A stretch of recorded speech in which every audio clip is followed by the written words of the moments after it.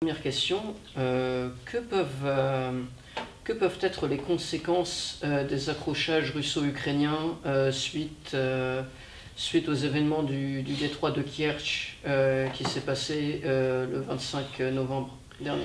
Il y a effectivement une montée des tensions parce que c'est le premier accrochage militaire direct et naval entre la Russie et l'Ukraine. Pour l'instant, la fiction, c'est que c'était des éléments incontrôlés ou des volontaires qui se battaient contre les forces ukrainiennes. Là, c'est bien effectivement des militaires avec un uniforme russe et des militaires avec un uniforme ukrainien qui se sont battus. Fort heureusement, et les choses auraient pu dégénérer, parce qu'on sait toujours comment les incidents commencent, on sait qu'ils peuvent aussi prendre de l'ampleur. Il semble néanmoins que les choses ont été contrôlées et qu'après cette démonstration de force, eh bien, il y a eu finalement une accalmie. Même si on voit bien que la volonté de Moscou est de montrer que cette mer est la sienne et qu'elle n'est pas partagée avec l'Ukraine et de vouloir un petit peu asphyxier économiquement la partie ukrainienne qui se situe pour gêner le ravitaillement naval. Bon, l'OTAN a réagi de son côté, l'Ukraine également, et donc on peut dire que heureusement les choses se sont calmées, mais la situation reste complètement inflammable. Il y a eu un accord, enfin il y a eu 2 accords de Minsk qui ont été signés. Que sont devenus ces accords aujourd'hui et quelle est la situation en zone rebelle dans l'est de l'Ukraine? Il y a deux questions. La première, les accords de Minsk existent toujours, avec pour parrain la France et l'Allemagne, mais les Ukrainiens ont toujours pensé que ces accords leur étaient défavorables, qu'ils étaient favorables à la Russie, parce qu'ils les ont signés en position de faiblesse. Mais néanmoins, ces accords ont eu l'immense mérite d'empêcher un embrasement général, des affrontements directs entre la Suède et l'Ukraine, et donc ils existent toujours. Et du côté russe, eh bien, les accords ne sont pas tout à fait respectés dans la mesure où des liens existent entre les indépendantistes pro-russes et Moscou. Les indépendantistes pro-russes n'ont pas tout à fait les malgrés de la Russie, mais ils ne sont pas non plus complètement indépendants de la Russie. Et Moscou pourrait faire plus pression sur eux pour que ces accords existent. Donc il y a de temps en temps des escarmouches, de temps en temps des affrontements, mais globalement, la situation n'a pas dégénéré. C'est vraiment le cas typique d'un conflit gelé qui semble arranger tous les protagonistes. Donc ce serait un peu comme ce qu'on peut voir en Moldavie ou dans le Caucase. Oui, avec quand même la différence, c'est que là l'OTAN est quand même impliquée dans le soutien qu'il met à l'Ukraine, que les États-Unis ont décidé de livrer des armes à l'Ukraine et que la situation est beaucoup plus contestée qu'elle ne l'est dans le Caucase ou en Moldavie. Très bien. Mais dans ce contexte-là, quels seraient les enjeux pour les prochaines élections présidentielles en Ukraine qui auront lieu en mars 2019? Alors certains observateurs et les Russes disent que ces accrochages sont une provocation ukrainienne. Poroshenko est en très mauvaise position électorale, il est très bas dans les sondages.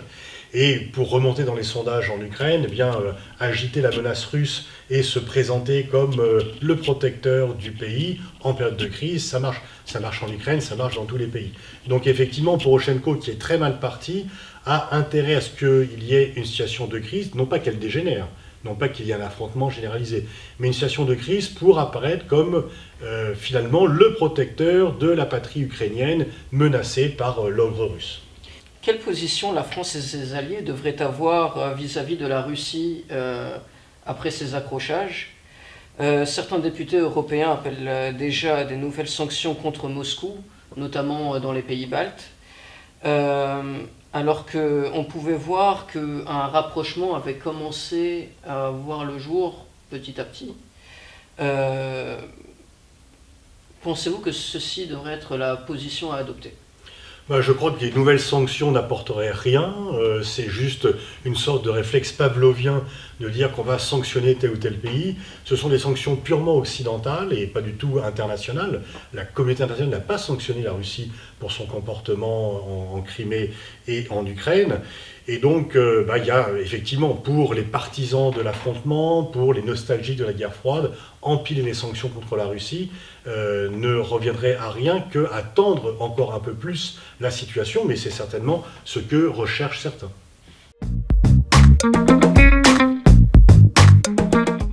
Nous allons parler des Football Leaks. Donc première question, est-ce que vous pensez que ces révélations vont entériner un vrai changement dans le monde du football? Et deuxième partie de question, estimez-vous que le phénomène des lanceurs d'alerte est amené à s'intensifier dans le milieu du football, et ce malgré une certaine menace sur leur sécurité? Alors, les lanceurs d'alerte, en général, vont se densifier, pas seulement dans le milieu du football, mais un peu dans tous les liens, et on sait qu'ils peuvent être menacés par les multinationales, par leurs ennemis, par ceux qui les dénoncent, et on est plusieurs à se battre pour qu'il y ait un statut pour les lanceurs d'alerte, pour qu'ils soient mieux protégés, ce qui n'est pas le cas. Est-ce que les Football Leagues vont changer le football? Il y a dans ces Football Leagues des choses très différentes. Des choses de nature vraiment opposée. Le fait que l'associé de Thiriez ait touché 9 000 € de Monaco ne me paraît pas être du même ampleur que les montages d'agents, etc. Donc il y a des choses qui sont des faits gravissimes, d'autres qui se sont dégonflés, comme l'affaire des quotas qui n'existaient pas il y avait des fiches, mais il n'y avait pas de quotas. Mais par contre, c'est vrai que le système des agents, les fraudes fiscales, eh bien là, ça ne concerne, en fait, la fraude fiscale, ça ne concerne pas le football, ça concerne ceux qui sont fortunés. Et il y a des gens qui sont fortunés dans le football. Parmi ces nombreux documents, certains font état d'une possible entente entre l'ancien président français Nicolas Sarkozy et l'émir du Qatar au sujet d'un possible appui de la Coupe du Monde, de l'organisation de la Coupe du Monde 2022 dans l'Émirat. Est-ce que vous pensez que ces documents peuvent contrarier la tenue de la Coupe du Monde en 2022? Non, parce qu'en fait, il n'y a rien de nouveau. Le fait que Sarkozy soit favorable à ce que la Coupe du Monde ait lieu au Qatar est connu depuis longtemps. Ses liens avec le Qatar sont connus. Le fait qu'il ait pu servir pour aider à ce que le Qatar achète le Paris Saint-Germain quand plus personne ne voulait le Paris Saint-Germain sont également connus. Donc il n'y a pas de corruption, il y a une entente tout à fait globale. Est-ce que la Coupe du Monde au Qatar en 2022 est menacée? Non, on peut dire d'ailleurs que le fait que la Coupe du Monde 2026 ait été attribuée aux États-Unis est certainement une bonne nouvelle pour le Qatar, puisque la justice américaine va être moins allante pour trouver des preuves sur l'attribution de la Coupe du Monde 2022 au Qatar. Et autant la tenue de la Coupe du Monde était en danger quand la justice américaine était vent debout contre le Qatar, furieuse d'avoir été battue par le Qatar pour l'attribution de cette Coupe du Monde, en fait on peut penser qu'en grande partie le fait que Infantino ait milité pour la candidature américaine avec le Mexique et le Canada, c'est aussi une façon de sanctuariser la Coupe du Monde 2022, dont d'ailleurs je note que la justice américaine est moins allante qu'elle ne l'était avant l'attribution de la Coupe du Monde 2026. Sur un point de vue un peu plus économique, nous sommes dans une industrie footballistique estimée à 7 milliards de dollars en 2017, et on a la confirmation possible dans ces Football Leagues que les joueurs, leurs agents et leurs clubs ont recours à des pratiques telles que les montages financiers, la domiciliation dans des paradis fiscaux et une pratique qui s'appelle le dopage financier. Donc il en résulte un accroissement inquiétant des déficits et une inflation des salaires et des prix des transferts notamment.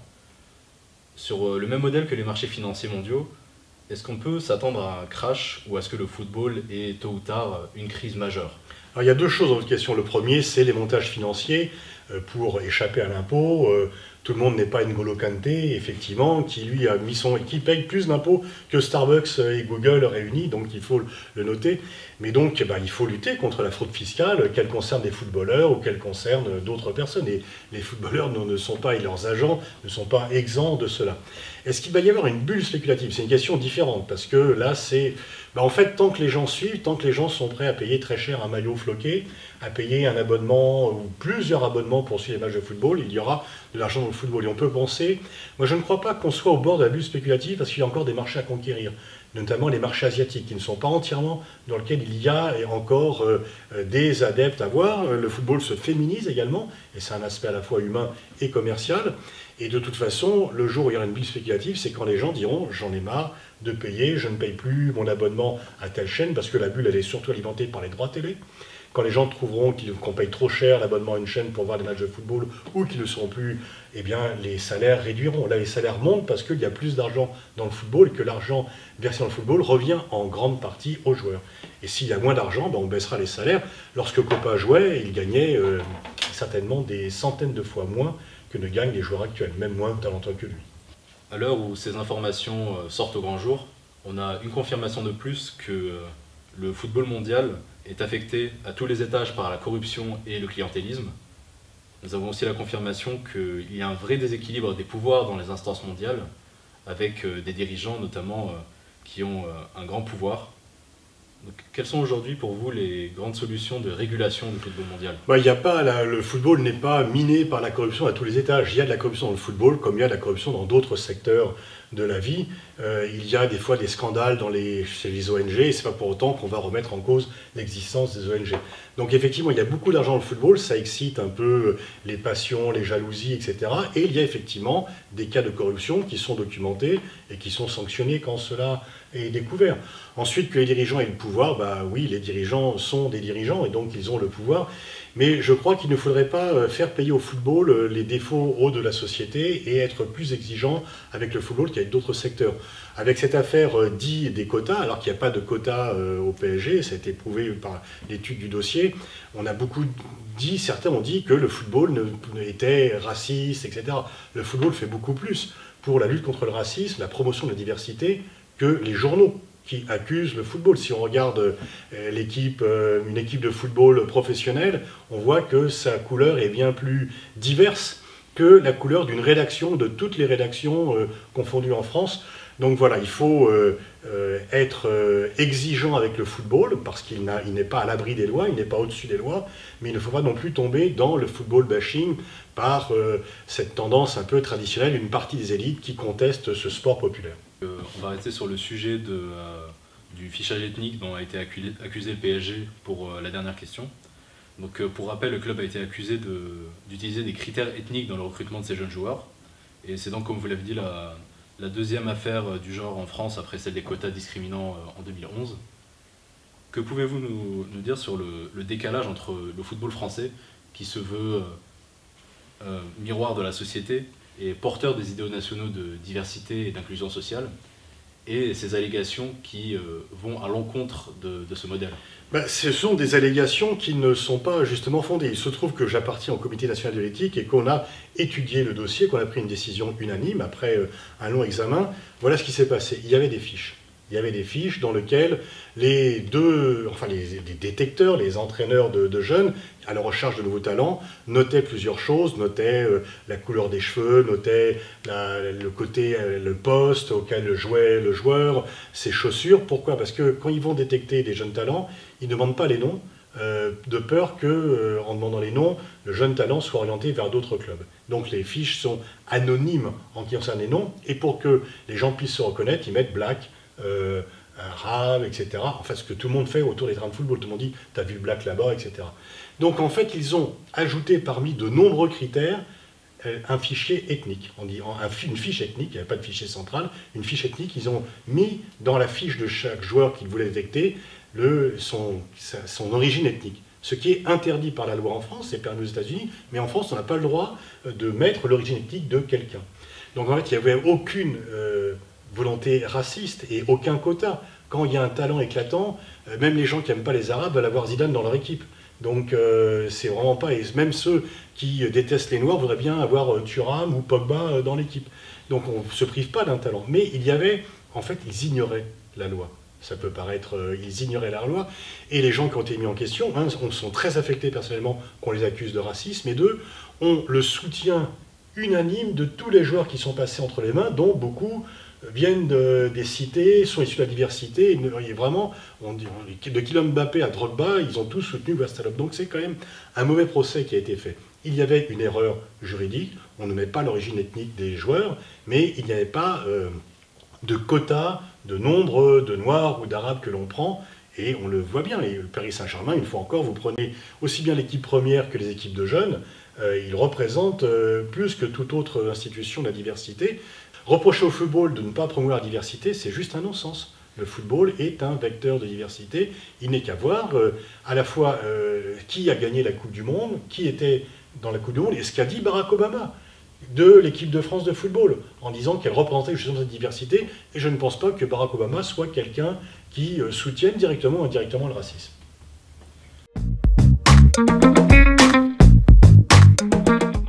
Nous allons maintenant traverser la Manche et discuter du Brexit. À la fin du mois de novembre, Theresa May a annoncé avoir trouvé un accord de sortie avec l'Union européenne. Cet accord a été remis en cause par de nombreux élus du Parti conservateur. Se dirige-t-on vers un no deal? C'est le risque. Effectivement, Theresa May fait front avec un un vrai courage dans la tempête, parce qu'il n'est pas facile de maintenir le bateau britannique à flot ces temps-ci. Et effectivement, entre ses adversaires politiques qui voudraient la voir tomber parce que c'est le jeu, et ses adversaires à l'intérieur, il y a quand même beaucoup d'irresponsabilité de la part des parlementaires, notamment conservateurs. C'est quand même ce parti-là qui a suscité un référendum et qui a mis tout ceci en danger. Et donc, effectivement, les jeux sont malheureusement ouverts, alors que l'accord qui a été trouvé entre les 27 et le Royaume-Uni semblait satisfaisant et pour le Royaume-Uni et pour les 27 et pour l'Union européenne. Il risque d'y avoir pas d'accord du fait du Parlement britannique, qui est certes souverain, mais s'il n'y a pas s'il y a un no deal, eh bien, ça va être une catastrophe, pas pour l'Union européenne, mais pour le Royaume-Uni. Theresa May a affirmé que les deux seules issues possibles à cette crise étaient soit le no deal, soit l'arrêt pur et simple du Brexit. Selon vous, le retour aux urnes est-il une bonne solution? Ça serait un peu revenir, certains le souhaitent, et on peut penser qu'un second référendum aurait peut-être un résultat différent. Alors, est-ce qu'il est démocratique de revenir sur un référendum? C'est un peu ce qu'on a fait en France après 2005. On n'a pas fait notre référendum, mais on a adopté le même texte qui avait été rejeté par référendum. Ça serait à la fois un déni de démocratie, mais effectivement, je ne sais pas si on y arrivera, mais il est probable qu'un référendum aujourd'hui n'aurait pas le même vote, quoique, en fait, on ne sait jamais ce qui peut sortir d'un référendum. Mais normalement, les électeurs britanniques, de façon souveraine, ont tranché en faveur du Brexit. C'est maintenant au gouvernement de trouver un accord avec l'Union européenne. Et comme l'accord doit être soumis au Parlement, c'est dans les mains du Parlement. L'une des questions sensibles du Brexit se situe en Irlande. En Irlande du Nord, la majorité des Irlandais ont voté contre le Brexit, mais le risque du retour des frontières en cas de no deal est envisageable. Pensez-vous qu'on va assister à une remontée des tensions dans cette région? C'est effectivement la question hyper sensible et l'une des questions capitales auxquelles, bien sûr, les partisans du Brexit n'ont pas un instant pensé lorsqu'ils ont milité. Et la question est surgie par la suite de façon extrêmement importante. L'Irlande connaît une pacification des relations qui satisfait tout le monde, qui est bienvenue après les affrontements sanglants et horribles qui ont eu lieu. Et il est sûr qu'ils veulent conserver ces liens, mais qu'en même temps, d'autres veulent conserver des liens forts avec la Grande-Bretagne, et on ne peut pas être avec le Royaume-Uni, donc on ne peut pas être à la fois dedans et dehors. Et il est certain que là, il est vraiment capital de trouver un accord qui puisse maintenir de façon possible les liens entre les deux Irlandes. On va maintenant parler un peu plus de la France. En cas de no deal, la France a-t-elle intérêt à négocier des nouveaux accords économiques et stratégiques avec le Royaume-Uni? Et la Commission européenne peut-elle laisser la France négocier de tels accords? Sur le plan économique, la Grande-Bretagne va négocier des accords avec l'Union européenne, parce que c'est l'Union européenne qui négocie les accords commerciaux, et la France ne va pas négocier un accord commercial avec le Royaume-Uni. Sur le plan stratégique, les accords existent déjà. Ils ne sont pas remis en cause, parce que les accords militaires stratégiques entre Londres et Paris ne sont pas dans le cadre de l'Union européenne. Ils sont sur un plan bilatéral, et on peut penser qu'ils ne seront pas mis en cause, parce que c'est l'intérêt des deux pays de les maintenir. Ensuite, en ce qui concerne les progrès de l'identité européenne de défense et des capacités de l'UE à gérer les questions de politique étrangère et de défense, on peut dire que le Brexit est plutôt une bonne chose, parce que le Royaume-Uni était, dans cette optique, plutôt un frein pour l'augmentation des capacités et de la politique européenne. Lors des négociations pour ce Brexit, on a vu que la Commission européenne était particulièrement dure avec le Royaume-Uni. Est-ce que le Royaume-Uni va se tourner vers d'autres zones, vers d'autres pays pour négocier des partenariats économiques privilégiés et abandonner l'Union européenne? Les positions dures de la Commission, c'était les positions de défense des intérêts européens. La Commission n'a pas choisi que le Brexit existe, et Londres doit assumer ses choix. Ensuite, qu'ils trouvent des accords avec d'autres pays, c'est bien sûr la tentation de trouver des accords particuliers avec les États-Unis, mais en même temps, le Royaume-Uni ne peut pas se passer du marché européen, ni de produits européens. Donc, ils vont inventer une nouvelle relation, qui sera une relation d'extériorité, non pas une relation de coopération interne, mais on ne peut pas avoir aucune relation entre le Royaume-Uni et l'Union européenne. Et c'est pour cela que plus doux sera la sortie, plus facile sera ces relations, mais de toute façon, il y aura des traces quand même, parce que c'est néanmoins un divorce, et même s'il se fait à l'amiable, il laisse toujours des traces. Et si ce divorce venait à bout, est-ce que vous ne verrez pas un risque de voir se multiplier des référendums dans les pays membres de l'Union européenne pour que justement qu'eux aussi puissent négocier des situations privilégiées avec l'Union européenne? C'est leur choix, effectivement, mais je crois que les difficultés que rencontre le Royaume-Uni après sa décision de quitter l'Union européenne, n'est pas vraiment quelque chose qui puisse inciter d'autres pays à suivre son exemple. Au contraire. Donc ça a un peu calmé les ardeurs de ceux qui veulent sortir, parce qu'on voit, et on verra de plus en plus, que le Brexit n'est pas, c'est une catastrophe, mais pas pour l'Union européenne, pour le Royaume-Uni, et que le chemin de pétale de rose qui était proposé aux Britanniques en cas de sortie de l'UE risque plutôt d'être en fait un chemin très difficile avec beaucoup d'épines. Merci beaucoup, Monsieur Boniface.